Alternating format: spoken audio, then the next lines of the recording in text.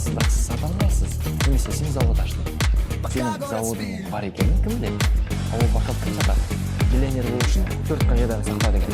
4 қағиданың біреусі бүгін сіздерге бөлісемін.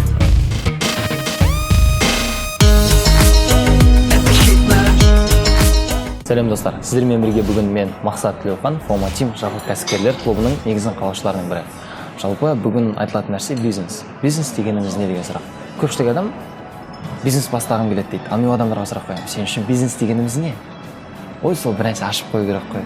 Там ресторан ашу, кафе ашу, или базардан точка ашу керек еді деген сияқты нәрселер айтады. Барып самса ашу керек, немесе донер ашу керек дейді.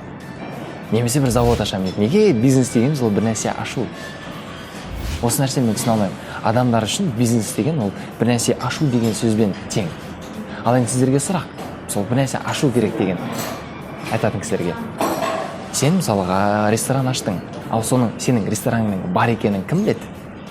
Сен аштың, сенің рестораның бар екенін кім біледі? Сен таныстарың біледі болды. Немесе сен завод аштың, сенің заводыңның бар екенін кім біледі? Мақұл, адамдар білген күннің өзінде сен заводың белгілі бір тауар шығарады. Мысалға, сен заводың кофе емес, мысалға стакан шығарады, кесе шығарады, бокал шығарады. Бірақ сол бокалды біреу сату керек қой. Ал ол бокал кім сатады? Сіз сата алмайсыз ғой. Сіз завод аша аласыз, бірақ сіз сата алмайсыз. Түсініп отырсыз ба? Мысалға, Booking деген компания бар. Ол компанияны көпшілік адам білетін шығарсыздар. Booking деген компанияның бірде-бір өзінің гостиницасы жоқ. Яғни қонақ үйлері жоқ.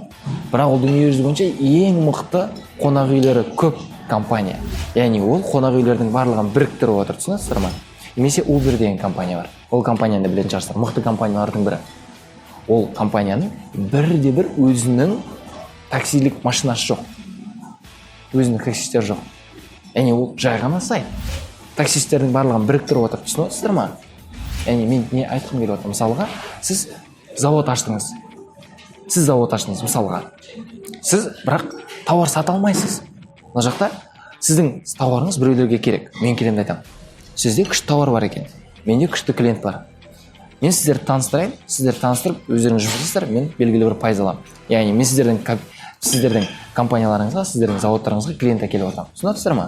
Яғни неге әрдайым бір нәрсені ашу емес, кәсіп дегеніміз, бизнес дегеніміз ол ақылды, мықты адамдарды бір-бірімен біріктіру. Түсінесіздер ме? Яғни тауарды сатып алатын адам екеуісін біріктіру. Түсінесіздер ме? Бұл нәрсе. Яғни міндетті түрде тауар сату емес, жаңағы екі адам таныстыру. Мақұл, сіз сата алатын адамды мен өзім жалдай аламын дейді шығарсыздар. Бірақ ол адамды жалдайтын кезде де сіз ол адамның қалай жұмыс жасайтынын сіз баға білу керексіз ғой. Яғни баға беріп ол адам жұмыс жасай ала ма, жасай алмай ма? Маңызды нәрсе. Мысалға, жай ғана сіз жаңағы екі компания бір-бірімен, мысалға сіз тауар сатасыз, яғни завод шығарасыз, ал мына компания тауар сатады. Ал енді сіздер екі компания қосылу керек. Сол кезде не істейсіздер? Осындай отырасыз, кездесуге бір компанияның бастығымен сөйлесесіздер, түсінесіздер ме? Яғни бизнес дегеніміз ең алдымен коммуникация. Менің ең мықты бизнес куратор менторларымның бір айтқан болатын. Миллионер болу үшін 4 қағиданы сақта деген.